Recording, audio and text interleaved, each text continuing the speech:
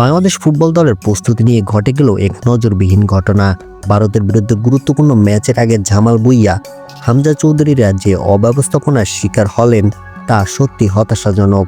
বাংলাদেশ দলের অনুশীলন হওয়ার কথা ছিল টার্ফের স্টেডিয়ামে, কিন্তু দুপুর 1:30 সময় হঠাৎ করে জানানো হলো তাদের যেতে হবে আগের দিনে সেই গর্তে ভরা অসমতল বিশ্ববিদ্যালয়ের মাঠে।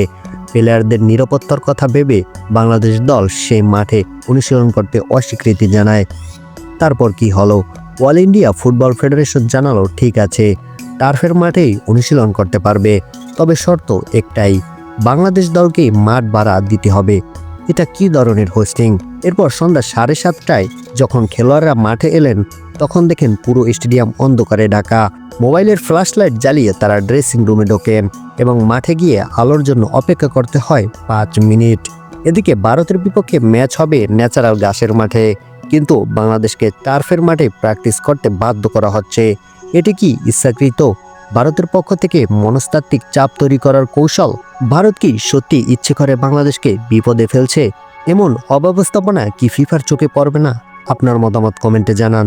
ভিডিওটি ভালো লাগলে লাইক করবেন এবং চ্যানেলটি সাবস্ক্রাইব করবেন।